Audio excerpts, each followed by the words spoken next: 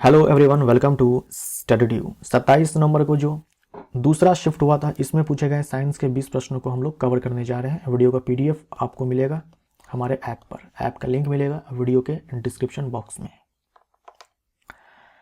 आज का सवाल है आपके लिए, जिसका आंसर आप देंगे कमेंट बॉक्स में। निम्न में से कौन सी ग्रंथि जोड़े में है? ये सारी ग्रंथियां जो है हमारे शरीर के अंदर पाई जाती है। आपको बताना है कि कौन सी ग्रंथि है जो जोड़े में है, यानी संख्या में 2 है। जो जोड़े में है, जो संख्या में 2 है। पीयूष ग्रंथि है, अवटु ग्रंथि है, थाइमस ग्रंथि है, एड्रिनल ग्रंथि है। बताना है आपको कि कौन सी ग्रंथि है जो कि पेयर में है। तो इसका आंसर दीजिए कमेंट बॉक्स में। देखते हैं कितने लोग सही आंसर देते हैं। जिनका भी सही आंसर होगा उनको मैं दूंगा हार्ट, तो आप समझ जाना कि वो सही आंसर है। तो चलिए अब पूछे हुए प्रश्नों को देखते हैं। कैल्शियम क्लोराइड का सूत्र इकाई द्रव्यमान क्या है? सूत्र इकाई द्रव्यमान क्या है? अणु शब्द आप जानते हो। अणु शब्द जो है हम लोग इस्तेमाल करते हैं सह संयोजक यौगिक के लिए। सह संयोजक यौगिक के लिए, कोवलेंट कंपाउंड के लिए। अणु के स्थान पर हम लोग सूत्र इकाई शब्द का इस्तेमाल करते हैं आयनिक यौगिक के लिए। आयनिक यौगिक के लिए हम लोग सूत्र इकाई शब्द का इस्तेमाल करते हैं अणु के स्थान पर। जैसे कि जल का अणु हम बोलते हैं, ग्लूकोज का अणु हम बोलते हैं। तो अणु शब्द का इस्तेमाल हम लोग करते हैं सह संयोजक यौगिक के लिए। इसके स्थान पर सूत्र इकाई का हम लोग इस्तेमाल करते हैं, सूत्र इकाई शब्द का इस्तेमाल करते हैं आयनिक यौगिक के लिए। मान लीजिए यौगिक सह संयोजक है तो हम आणविक द्रव्यमान बोलेंगे।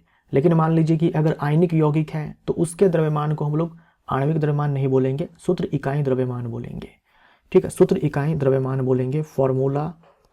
फॉर्मूला यूनिट मास बोलेंगे। समझे आप? फॉर्मूला यूनिट मास बोलेंगे। तो फॉर्मूला यूनिट मास कभी भी आ जाए तो डरना नहीं है। आणविक द्रव्यमान जैसे हम लोग सहसंयोजक यौगिक में निकालते हैं, वैसे ही आपको फॉर्मूला यूनिट मास हमें यहाँ पर निकालना होता है। निकालने का तरीका वही है जैसा कि आप आणविक द्रव्यमान निकालते हो, मॉलिक्यूलर मास निकालते हो। कैल्शियम का एटॉमिक मास जो है 40 U होता है। क्लोरीन का 35.5 होता है। यहाँ पर क्लोरीन के 2 एटम्स हैं तो 2 इंटू में 35.5 हो जाएगा। इसको हम जोड़ेंगे तो 111 U आएगा। सी हमारा राइट आंसर हो जाएगा।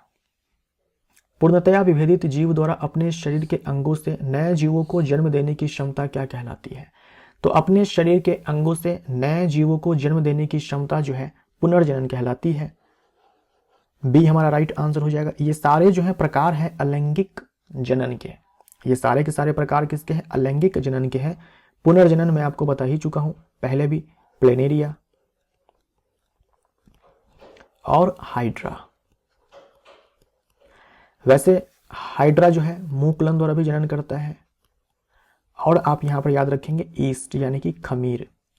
खंडन जैसे कि द्विविखंडन, बहुविखंडन, राइट। तो खंडन को मैं यहां पर फिजन मानकर चलता हूं। फिजन तो ये अमीबा में होता है।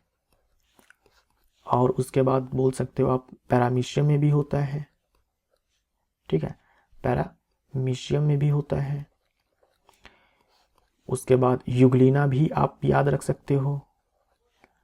उसके बाद जो है आप यहाँ पर याद रख सकते हो जो आपके प्लाज्मोडियम होते हैं, जो बैक्टीरिया होते हैं। तो आपको प्लाज्मोडियम याद रखना है कि बहुविखंडन होता है, अमीबा में द्विविखंडन होता है। पैरामीशियम युगलीना आप चाहो तो याद रख सकते हो। याद रखो, मैं कहूँगा आपको पैरामीशियम युगलीना में भी और लिशमेनिया में भी।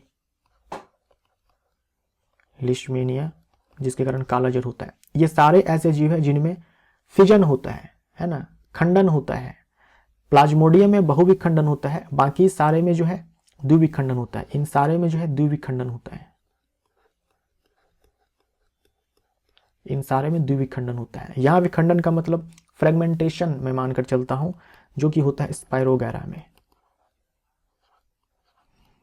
जो कि हरा शैवाल है, राइट। तो फिजन 2 प्रकार के होते हैं, खंडन 2 प्रकार के होते हैं, द्विविखंडन और बहुविखंडन। प्लाज्मोडियम में बहुविखंडन।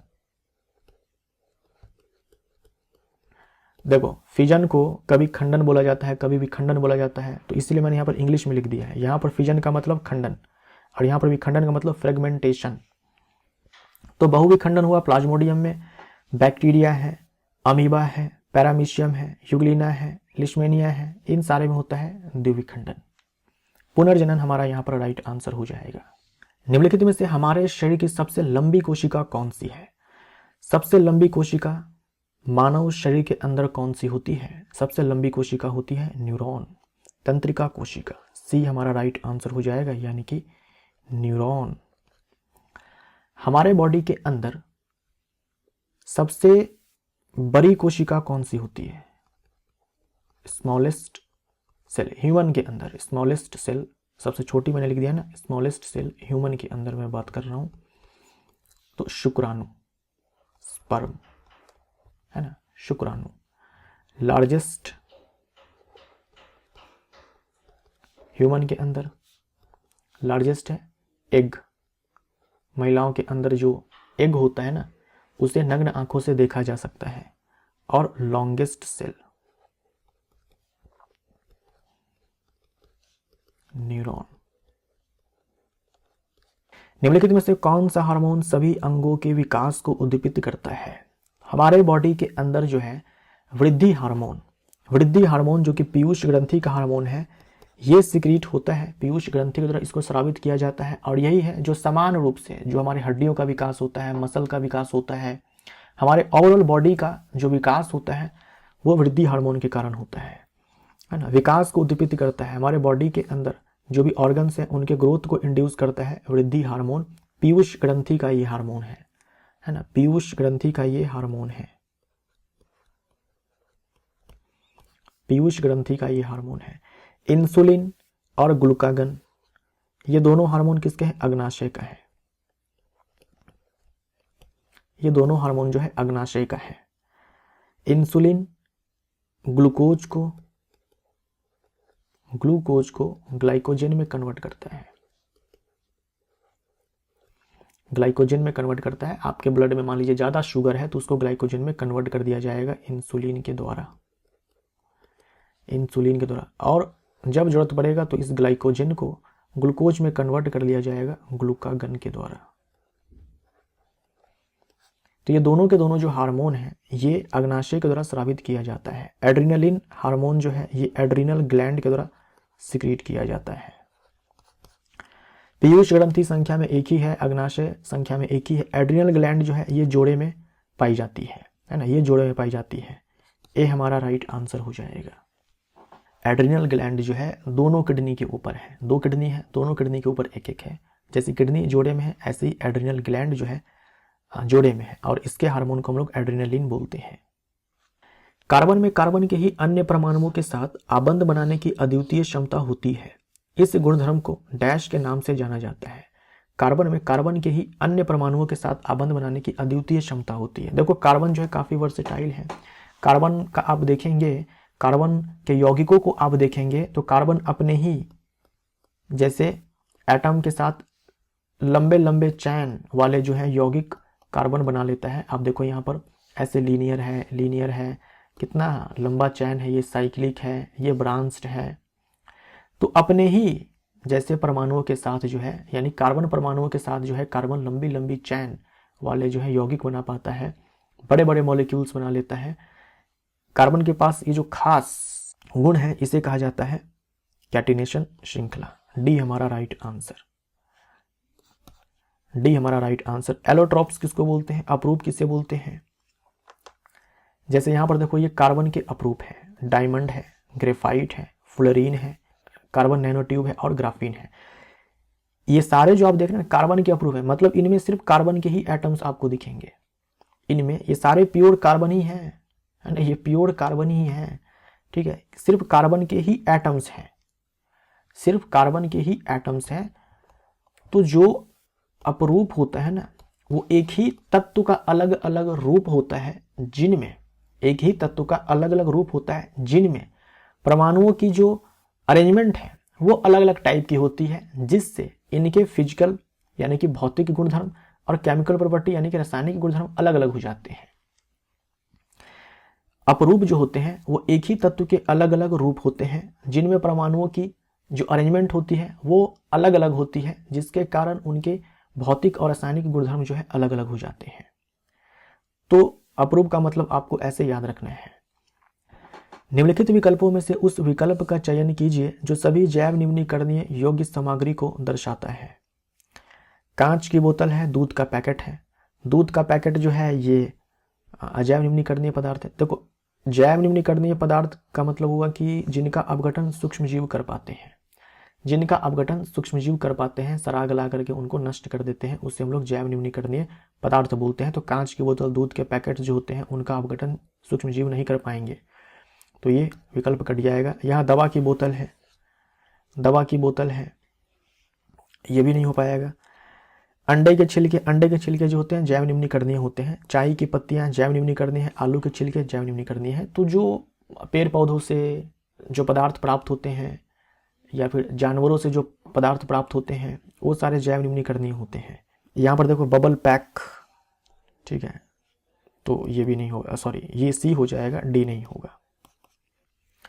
यदि एक प्रकाश किरण अपवर्तनांक n1 के माध्यम से अपवर्तनांक n2 के माध्यम में इस प्रकार यात्रा कर रही है कि आपतन कोण I और अपवर्तन कोण R है। कहा गया है कि जो आपतन कोण है वो 0 से 90 के बीच में है, तो n1/n2 डैश के बराबर है। जैसा कहा गया वैसा ड्रॉ कर लेते हैं। मान लीजिए कि ये एक माध्यम है n1, ये दूसरा माध्यम है n2। प्रकाश किरण ऐसे आपतित होती है, ये आपतन बिंदु हो जाएगा। यहाँ पर हम लोग एक अभिलंब खींच लेते हैं, आपतन बिंदु पर अभिलंब खींचा जाता है।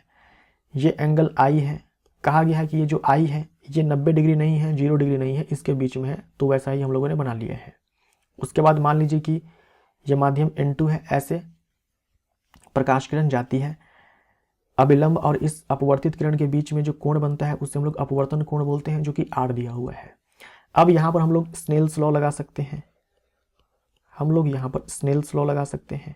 कैसे लगाते हैं भाई? माध्यम का जो अपवर्तनांक दिया हुआ है और इस माध्यम में जो आपतन कोण है उसका साइन, तो साइन I हो जाएगा बराबर इस माध्यम का जो अपवर्तनांक है जो कि n2 है और इसी माध्यम में जो अभिलंब के साथ कोण बना हुआ है यानी कि अपवर्तन कोण जो है उसका साइन R हो जाएगा। हमें n1/n2 चाहिए, तो n1/n2 बराबर हो जाएगा साइन R बट्टे में साइन I।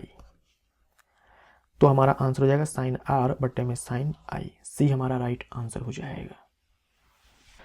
किसी बिंदु पर चुंबकीय क्षेत्र रेखाओं की दिशा बताने के लिए किस उपकरण का उपयोग किया जा सकता है? किसी बिंदु पर चुंबकीय क्षेत्र रेखाओं की दिशा जाननी है तो आप दिक् सूचक का इस्तेमाल कर सकते हो, चुंबकीय दिक् सूचक का इस्तेमाल कर सकते हो। बी हमारा राइट आंसर हो जाएगा। जैसे यहाँ पर देखिए ये बार मैग्नेट है, इसके कारण चुंबकीय क्षेत्र रेखाएं जो है वो ऐसी बनती है। कैसे पता चला? तो यहाँ देखो बार मैग्नेट के पास में ऐसे कंपास को यानी कि ये चुंबकीय दिक् सूचक को रख करके जो है इस लाइन को ड्रॉ किया गया है। तो इस प्रकार से जो है हम किसी भी बिंदु पर चुंबकीय क्षेत्र रेखा की दिशा पता कर सकते हैं मैग्नेटिक कंपास से। पृथ्वी और चंद्रमा के बीच गुरुत्वाकर्षण बल के बारे में निम्नलिखित में से कौन सा कथन सही है? जब चंद्रमा पृथ्वी से दूर होता है तो गुरुत्वाकर्षण बल विकर्षक होता है। देखो गुरुत्वाकर्षण बल कभी भी विकर्षक नहीं होता है। विकर्षक मतलब एक दूसरे को धक्का देते हैं, नहीं। गुरुत्वाकर्षण बल आकर्षण प्रकृति का होता है। दो वस्तुओं के बीच में जब गुरुत्वाकर्षण बल लगता है तो हमेशा एक दूसरे को आकर्षित करते हैं वस्तुएं। यहाँ पर चंद्रमा पृथ्वी दोनों एक दूसरे को आकर्षित करेंगे, भले ही वो दूर जा रहे हैं फिर भी वो आकर्षित ही करेंगे, तो विकर्षक होता है कहना गलत हो जाएगा। जब चंद्रमा पृथ्वी से दूर होता है तो गुरुत्वाकर्षण बल आकर्षक और अधिकतम होता है, गलत हो जाएगा। गुरुत्वाकर्षण बल आकर्षक होता है ये तो ठीक है, लेकिन जब वस्तु दूर है, उनके बीच की दूरी बढ़ रही है तो फोर्स तो कम लगेगा ना, ज्यादा थोड़ी होगा। फोर्स तो कम लगेगा क्योंकि गुरुत्वाकर्षण बल जो है व्युत्क्रम अनुपाती होता है वस्तु के बीच की दूरी के वर्ग के। तो अगर हम दूरी बढ़ाएंगे तो फोर्स कम जाएगा। आकर्षक नेचर का है ठीक है, बट फोर्स कम लगेगा, तो ये भी गलत हो जाएगा। जब चंद्रमा पृथ्वी के करीब होता है तो गुरुत्वाकर्षण बल आकर्षक और अधिकतम होता है, ये सही है। चंद्रमा पृथ्वी के करीब है तो दूरी कम है तो फोर्स अधिकतम होगा, और आकर्षक प्रकृति का फोर्स है, तो ये स्टेटमेंट सही है, ये भी गलत हो जाएगा। निम्नलिखित में से किस यौगिक का उपयोग सोडा अम्ल अग्निशामक में किया जाता है? सोडा अम्ल अग्निशामक, तो अग्निशामक मतलब आग बुझाने वाला जो यंत्र होता है, तो सोडा अम्ल अग्निशामक में इस्तेमाल किया जाता है सोडियम बाइकार्बोनेट, जो कि खाने वाला सोडा है। बी हमारा राइट आंसर हो जाएगा। NaHCO3 साथ में इसमें होता है H2SO4, इनके बीच में अभिक्रिया होती है, तो यहाँ से CO2 गैस जो है रिलीज होती है, और CO2 गैस की खासियत है आग बुझाने का ये काम करती है। बी हमारा राइट आंसर हो जाएगा। सोडियम कार्बोनेट होता है Na2CO3, ये सोडियम कार्बोनेट है, इसमें हम लोग .10H2O लगा देते हैं तो डेकाहाइड्रेट हो जाएगा। वैसे सोडियम कार्बोनेट का फॉर्मूला आपको ये याद रखना है, ठीक है। विरंजक चूर्ण CaOCl2, ये है विरंजक चूर्ण। स्थलीय पारितंत्र में हरे पौधों द्वारा ऊर्जा का कितना प्रतिशत ग्रहण किया जाता है? फोटोसिंथेसिस के दौरान जो प्रकाश ऊर्जा होती है, जो लाइट एनर्जी होती है, ये कन्वर्ट होती है रासायनिक ऊर्जा में, केमिकल एनर्जी में। फूड बनता है ना, ग्लूकोज, तो ग्लूकोज में कौन सी ऊर्जा है? रासायनिक ऊर्जा है। जो प्रकाश ऊर्जा है ये बदलती है रासायनिक ऊर्जा में।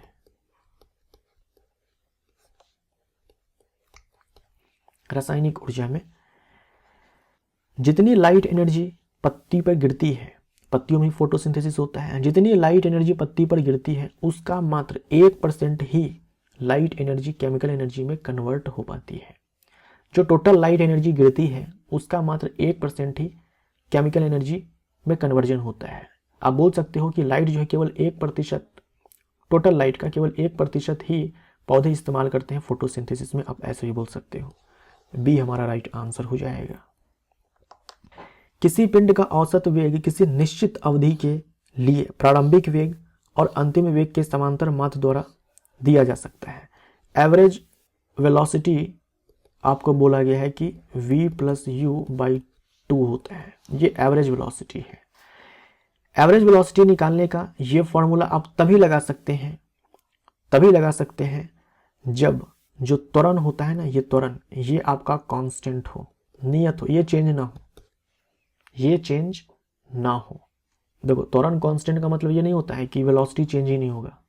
वेलोसिटी चेंज होगा, वेलोसिटी में चेंज होगा, वेग में परिवर्तन होगा तभी तो त्वरण होगा। लेकिन समान दर से वेग में परिवर्तन होगा, मतलब जो त्वरण है वो नियत है। आपके मन में आ सकता है कि त्वरण कांस्टेंट है मतलब वेग में तो परिवर्तन होगा नहीं, फिर यहाँ पर प्रारंभिक वेग अंतिम वेग काहे का? त्वरण नियत है मतलब वेग में परिवर्तन नियत दर से हो रहा है। तो अगर मान लीजिए कि ये कांस्टेंट है, नियत है, वैसे केस में हम लोग बोल सकते हैं कि जो एवरेज वेलोसिटी है वो बराबर v+u/2 हो जाएगा। समझे आप? तो एक समान त्वरण से गतिमान हो तब हम ये फॉर्मूला लगा सकते हैं, एक समान त्वरण से गतिमान हो। जब सोडियम सल्फेट बेरियम क्लोराइड के साथ अभिक्रिया करता है, सोडियम सल्फेट क्या है? Na2SO4 है ना, इसका हम लोग जलीय विलयन लेते हैं। बेरियम क्लोराइड BaCl2, इसका हम लोग जलीय विलयन लेते हैं। इनके बीच में जब अभिक्रिया होती है तो आयनों का आदान प्रदान होता है, यानी कि द्विविस्थापन अभिक्रिया होता है। और मैंने आपसे कहा है कि द्विविस्थापन अभिक्रिया सामान्यतः अवक्षेपण अभिक्रिया भी होती है ना, तो यहां पर बनता है बेरियम सल्फेट का अवक्षेप सोडियम क्लोराइड के जलीय विलयन में। सोडियम क्लोराइड का जलीय विलयन होता है। जैसे मान लो कि एक आपके पास बर्तन है, उसमें आपने सोडियम सल्फेट का विलयन ले रखा था, जलीय विलयन, उसमें आपने डाल दिया बेरियम क्लोराइड का जलीय विलयन, तो सोडियम क्लोराइड का जलीय विलयन बनेगा NaCl2 नहीं होगा, NaCl। सोडियम क्लोराइड का जलीय विलयन बनेगा, लेकिन उसमें ना आपको एक उजले रंग का ठोस भी दिखेगा, इसे बोलते हैं अवक्षेप। ये जो अभिक्रिया हुई है यहाँ पर, ये अपने आप में द्विविस्थापन अभिक्रिया भी है और अवक्षेपण अभिक्रिया भी है। तो ये श्वेत रंग का अवक्षेप जो है प्राप्त होता है बेरियम सल्फेट का। इस सवाल पर आप VBI मार्क कर लो, अगली बार भी आएगा आपके एग्जाम में। बेरियम सल्फेट और सोडियम क्लोराइड, बेरियम सल्फेट और सोडियम क्लोराइड का श्वेत अवक्षेप, बेरियम सल्फेट का श्वेत अवक्षेप प्राप्त होता है, याद रखिएगा। अवक्षेप जो है अघुलनशील ठोस होता है, सोडियम क्लोराइड तो जलीय विलयन है। बी हमारा राइट आंसर। जब 1 ओम और 2 ओम वाले प्रतिरोध पार्श्व संयोजन में जुड़े होते हैं तब प्रतिरोध के संयोजन का तुल्य प्रतिरोध डैश होता है। मान लीजिए 2 प्रतिरोधक है R1 और R2 और ये दोनों जो है पैरेलल में लगे हुए हैं, समानांतर क्रम में लगे हुए हैं, तो इनका जो समतुल्य प्रतिरोध हम लोग लिखेंगे वो लिखते हैं R1 इंटू में R2 divided by R1 plus R2। ये आपको डायरेक्ट याद रखना है। अब हमारे केस में R1 मान लीजिए कि 1 ओम है, R2 मान लीजिए कि 2 ओम है, तो ये फॉर्मूला हम लोग लगाएंगे तो 2/3 आएगा, यानी कि डी हमारा राइट आंसर हो जाएगा, 2/3 ओम। विभज्य ऊतक की कोशिकाएं अत्यधिक क्रियाशील होती है लेकिन उनके पास डैश का अभाव होता है। विभज्य ऊतक, नाम से पता चल रहा है ना, विभज्य ऊतक, विभज्य ऊतक, विभज्य ऊतक यानी कि वो ऊतक जिनकी कोशिकाएं विभाजन करती है, जिनकी कोशिकाएं विभाजन करती है। देखो 2 प्रकार के ऊतक होते हैं ना, विभज्य ऊतक और स्थायी ऊतक।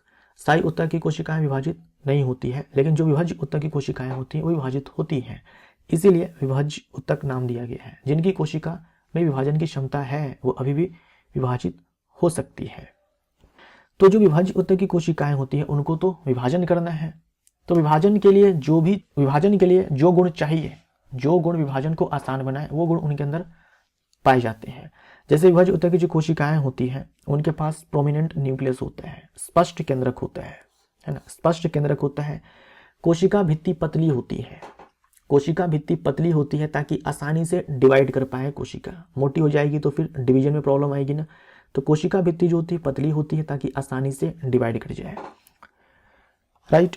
उसके बाद जो साइटोप्लाज्म होता है काफी डेंस होता है, यानी कोशिका द्रव्य जो है भरपूर मात्रा में है ना, भरपूर मात्रा में है, क्योंकि भाई डिवाइड करना है, डिवाइड करने के लिए काफी सारे प्रोसेसेस होते हैं, तो उनके लिए साइटोप्लाज्म जो है डेंस होना जरूरी है। और रसधानी या तो छोटी होती है बहुत या फिर नहीं होती है, या तो छोटी होती है या फिर नहीं होती है, या तो होगी ही नहीं या फिर बहुत ही छोटी होगी। तो यहाँ पर हम लोग ये मानकर चल रहे हैं कि राजधानी का अभाव होता है, नहीं होती है, तो ए हमारा आंसर। अवतल दर्पण से प्रकाश के परावर्तन के केस में, अवतल दर्पण से प्रकाश के परावर्तन के केस में जब पैरेलल बीम ऑफ लाइट यानी प्रकाश का समानांतर किरण पुंज अवतल दर्पण के परावर्तित सतह पर आकर के गिरती है, तो जो रिफ्लेक्टेड लाइट के बारे में आपको बताना है कि उनका क्या होता है, यानी कि परावर्तित प्रकाश के बारे में बताना है कि क्या होता है। तो बहुत ही आसान है, ये अवतल दर्पण है।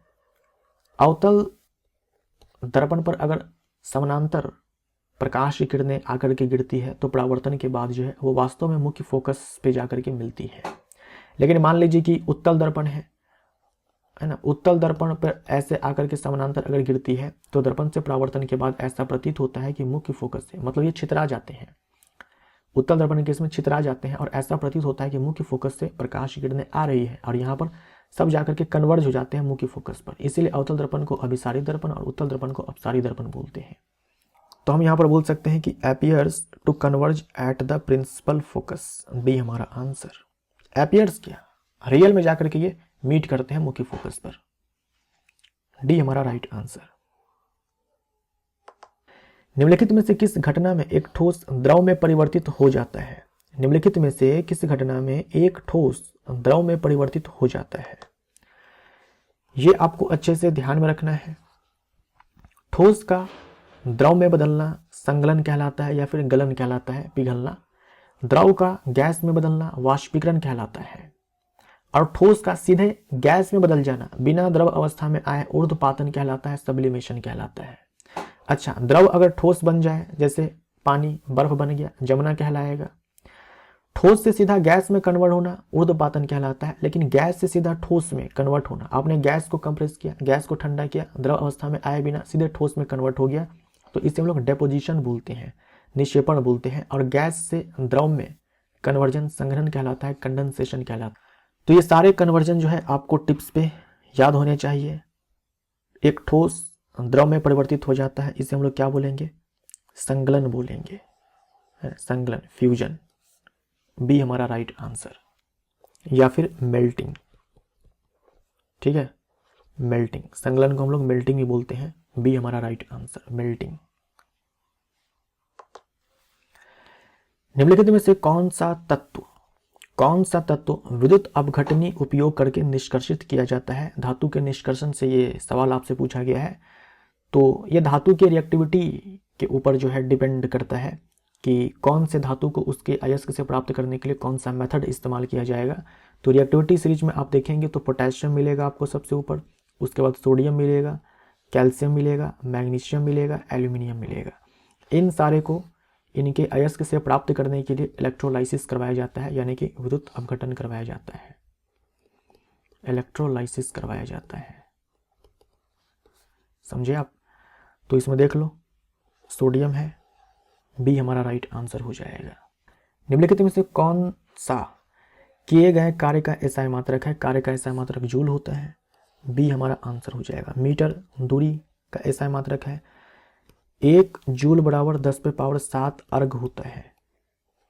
और ये जो अर्ग है ना, ये सीजीएस मात्रक है कार्य का, न्यूटन फोर्स का एसआई मात्रक है। 1 विलियन में 250 ग्राम पानी में 25 ग्राम कॉपर क्लोराइड लवण है। विलियन के द्रव्यमान प्रतिशत के संदर्भ में विलियन की सांद्रता का परिकलन कीजिए। तो हमें कंसंट्रेशन चाहिए, सांद्रता चाहिए, सांद्रता चाहिए, द्रव्यमान प्रतिशत है। तो हम यहां पर लिखेंगे विलय का द्रव्यमान, विलय का द्रव्यमान बट्टे में पूरे विलियन का द्रव्यमान, विलियन का द्रव्यमान गुने में 100।